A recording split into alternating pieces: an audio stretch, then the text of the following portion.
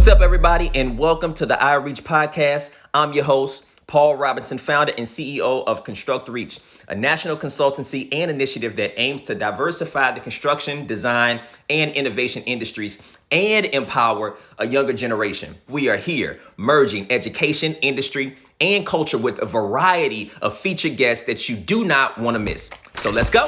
iReach. All right, so today we've got a very special guest, Miss Jordan Price, who is a proud HBCU graduate, and she's got a major in architecture. But let's hear how she made the switch into construction. Listen, we are going to get right into this. We always start off because there's just so many different routes that people take to get into their professions and into this industry. Talk to us a little bit about just your journey and how you got to where you are as a professional. Well, I am from the greatest city ever, which is Houston, Texas, here. And my journey started at Prairie View A&M University, Go Panthers, where I got my degree in architecture and construction science. And then I followed that to get my master's in architecture. I swore I wanted to be an architect, but I got an internship with a contractor. I'm more of a hands-on gal myself, and I fell in love with construction. So I went the project management route for construction, and I have not left. I've been going strong in the industry, going on just about 10 years now. Thanks for sharing. That's very interesting. So when did you know that you wanted to major in either construction and or design? So you started out in architecture. What you say it was architecture? What? Yes, I started with architecture. I never changed my major once I got in college. I know people do that, but I never changed my major. I actually picked up construction science as a minor because if I didn't, I would have graduated early and I would have left free money on the table. And we can't just do that. I had a scholarship. And so I used that money to pick up a minor in construction science. So let's go back even before college, right? So you are in the greatest city, Houston. We're actually going to spend some time down in Houston. So that's cool. I do like that city. So what led to you selecting architecture as your major prior to going to college? So, funny story. I told my mom that I wanted to be a psychologist, and she pretty much popped my hand and was like, "No, ma'am, that you cannot pick that as a major." She's like, "Psychologists don't make no money." I was like, "Okay, mom." Well, then I had to go back to the drawing board. I've always been a crafty person. I love arts. I love to draw. My dad actually majored in interior design at the University of Texas at Austin. So I kind of would, peek through his books, and I got a love for architecture through that. And he would always tell me about his favorite architect, Frank Lloyd Wright. Something about lines, but I just fell in love with it. And so I was like, well, if I can't be a psychologist, then I'm going to be an architect. And my senior year of high school, I started taking some computer courses. So I have been using Revit, AutoCAD, and some other drawing design softwares since I was in high school. So it's been a minute. And I just loved it. And so I was like, let me just give this a shot. And I excelled at it. I actually, if anybody's been through school, and I think a lot of us have, it's really hard work. But I graduated with like a 3.9 GPA. That's how much I loved it, I guess. And then I got my master's when I was 21 years old. So I just pushed on through. Yes. You set the bar high. That's good. No, but that is great. So talk to me a little bit, because that's one of the things that we like to put an emphasis on, with our company ConstructReach and trying to speak to the importance of internships on both sides, the employer side, but also young talent that is trying to discover what it is that they want to do. Because sometimes, right, there's a difference from the day-to-day roles and responsibilities and the day-to-day experience between being in the profession and then going to school for that profession.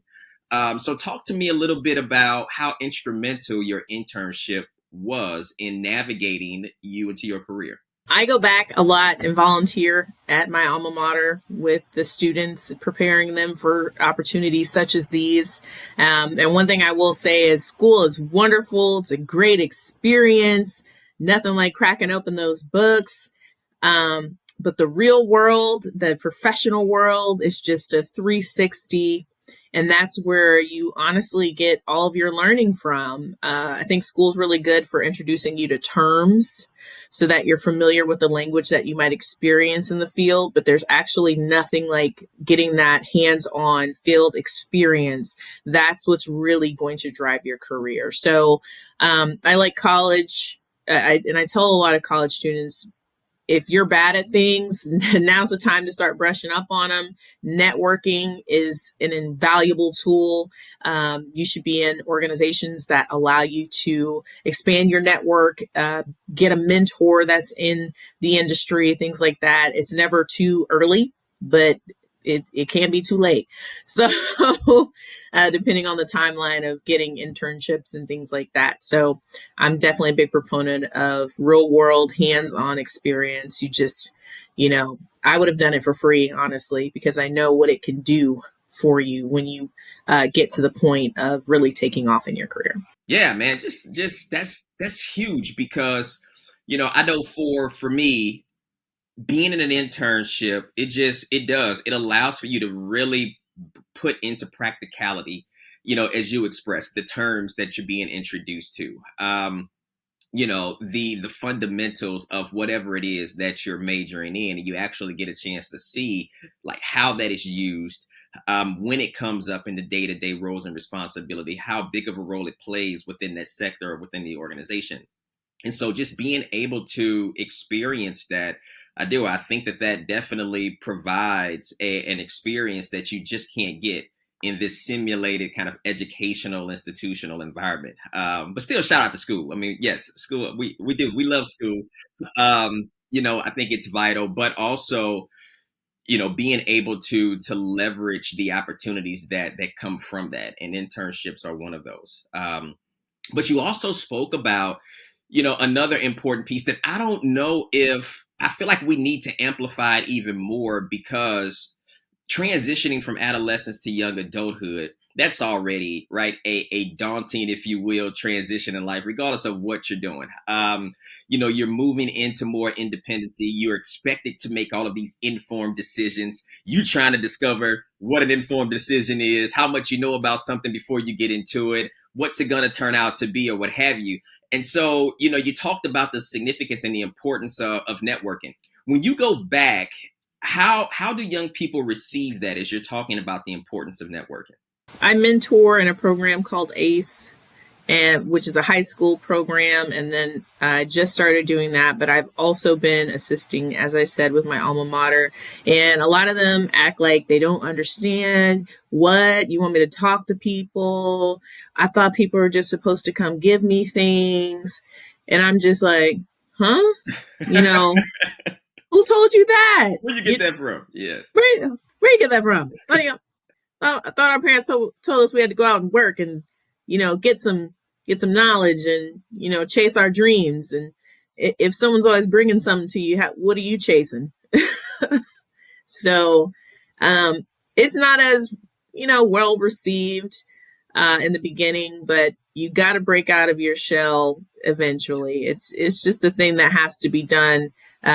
Because a lot of students I encounter, they have wonderful dreams, great dreams, but growth comes along with that. There was a time I'd never be able to do this. I'd be too nervous. I didn't want to talk. I used to not want to call people and, feel like I was bugging them. Now you can't pay me not to pick up the phone and bug you, especially if I want or need something. I'm not afraid to ask for it. The only thing you can do is tell me no. Yeah. That is it. No, that is good. This construction industry, this industry that we're in, I think conversations around workforce development, conversations around, the need for more diversity, equity, inclusion, those conversations are now, we feel like, are kind of in the mainstream of society. It's always been there, but now it's front and center. right? These conversations are not really happening on the fringes, but they're happening at the intersections of society. Um, Being a Black woman within this industry, like, how do you think things have progressed? But also, are you still waiting for, wishing for, hoping for, or working towards some other things to change as well? Well, it's still lonely out here in these construction streets. I just want to keep it as real as possible. I don't want to, put glamour on something that it just hasn't started shining just yet. Um, the position I had before the one I was blessed with now, I was the only Black woman in the division in the Houston office, and the only one in project management. So it's not where I want it to be. I want things too. It's not where I want it to be.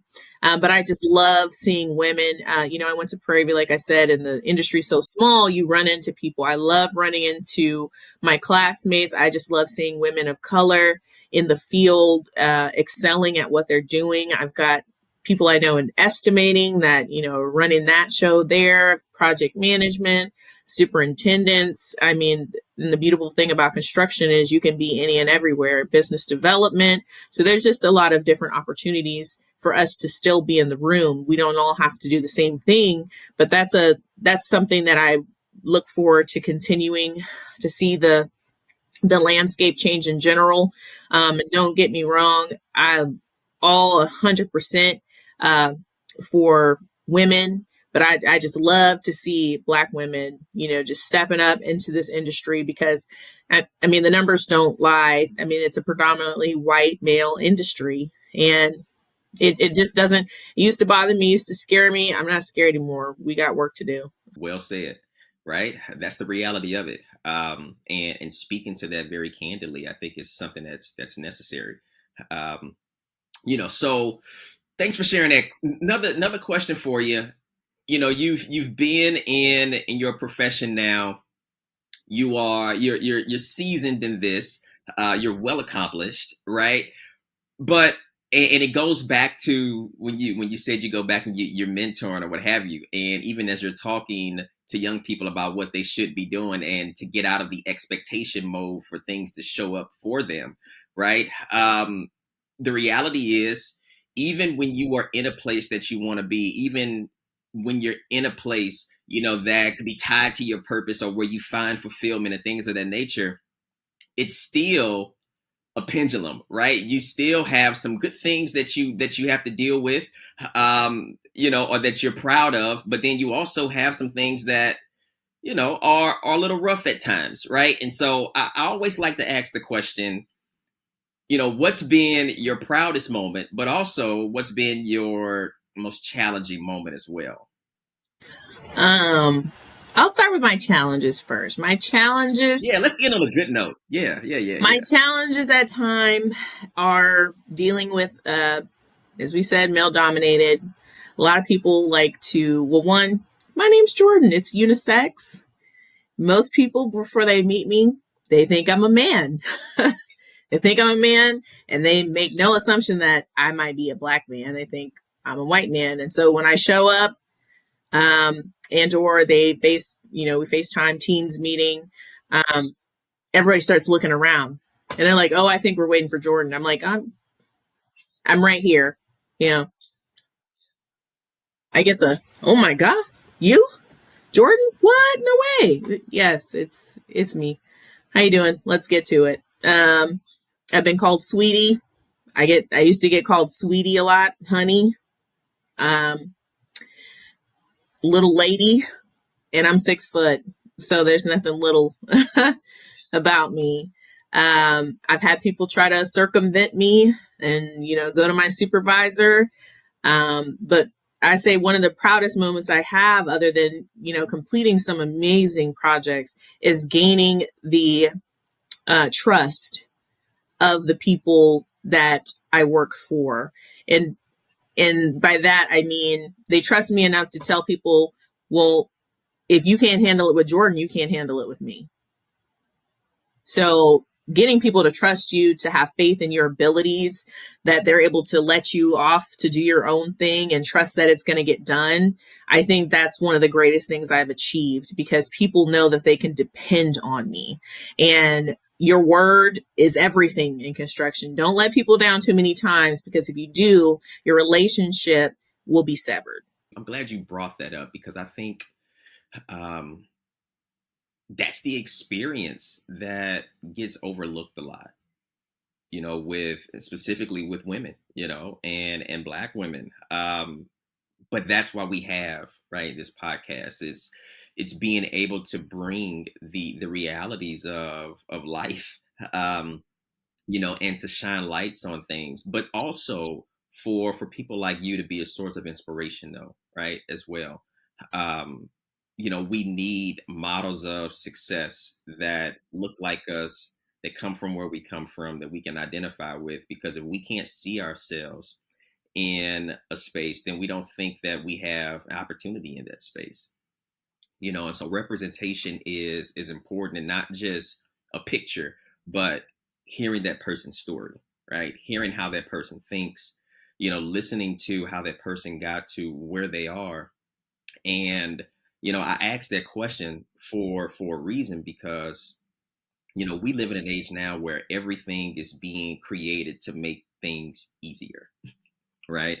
And everything, my granny used to say this, and you can let me know what you think, but anything worth having, or any place that's worth going in life, like you got to put some sweat equity into it. It takes work. But when you work toward that, you do appreciate it, and I want to make sure that we're bringing that to the forefront. Like, yeah, this is an industry that can be very promising, but you still have to take some responsibility. You still have to do the work. But as you're doing the work, fixate your visions or your mind on people that have kind of helped pave that road for you, and can be a model of inspiration, a source of inspiration for you to say, hey, if she can do it, then I can too. And so thank you for sharing. Thank you for just the honesty in sharing your experience, because I tell you, that's definitely something that's needed. Absolutely. And Granny got it Yeah, right. yeah, Granny got it You know, right. that's that's what my mom and dad drilled into me. That's what our elders would tell us. And honestly, I'm literally right now sitting in an example. My grandfather built my house in my great grandfather, excuse me, 1947, and me and my dad during the pandemic. What else was there to do, right? We remodeled it, and I put my blood, sweat, and tears, literally, unfortunately, in some instances, into this opportunity, and I just love it. And the same thing with my career. I've spent some long nights in school, some long nights at work, some long weekends. It's been hard. I've cried. I've been sad. I just didn't know what I was going to do, but I'm here. I'm thriving, and I'm grateful for the opportunity, because every opportunity is a chance to experience growth in some kind of way, to better yourself along the path. Wow.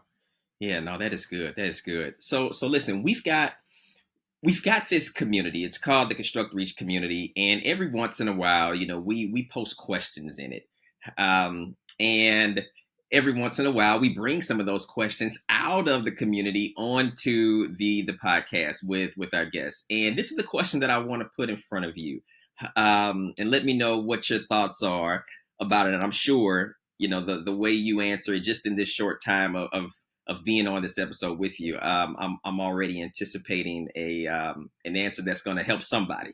Um, what what is something that you've accomplished, right, in your life, that at one point, because you've accomplished a lot, but at one point that you did not think was possible?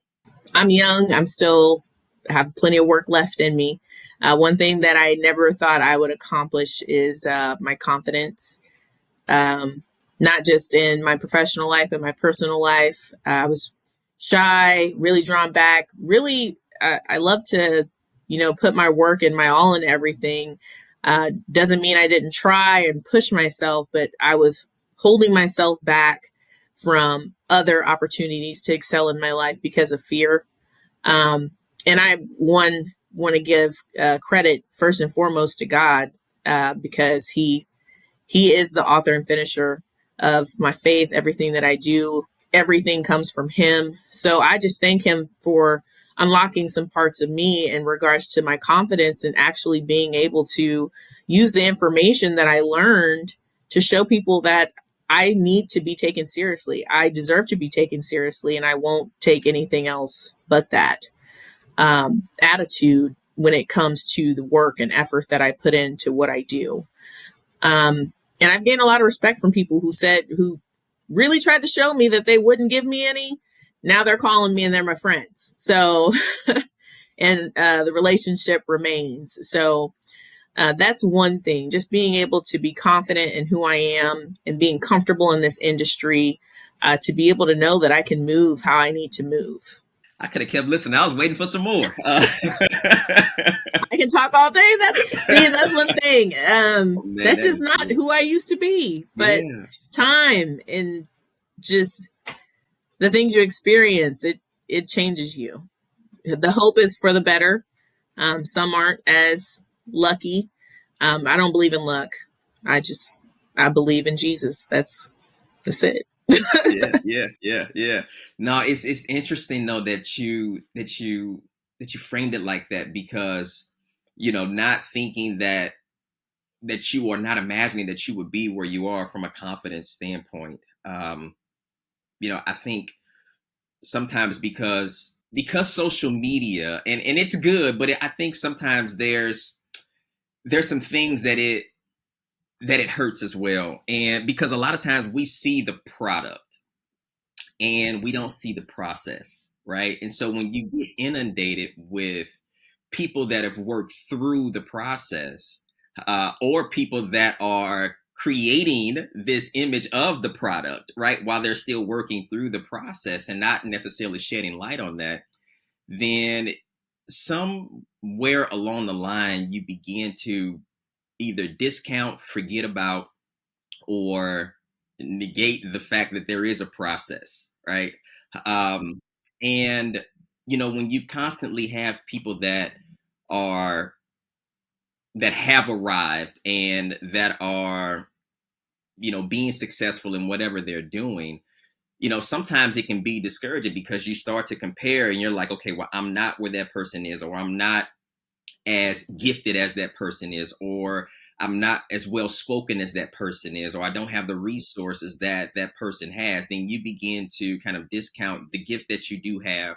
You begin to discount the qualities that you do have and belittle where you are. And so I appreciate you sharing that, and even just thinking about, how love is patient and love is kind. Sometimes we think about that in terms of other people, but in order to love ourselves, we have to be patient with ourselves and give us that time to develop and grow, and to not be fearful to put ourselves in those situations, because you can't grow without being stretched, and so to not shy away from those moments as well, that's going to pull out that potential for us to become what we have that potential to become. And so now I appreciate you sharing, Jordan. This has been a pleasure. I am going to ask right now, can you come back on? Sure. I just, I feel like we could get into some other things that will help some other folks too. You just have a lot of knowledge and wisdom to share. But this has definitely been a pleasure. I appreciate the time. I'm hoping that somebody was able to glean something from the nuggets of wisdom that you dropped on us. But yeah, it has definitely been a pleasure.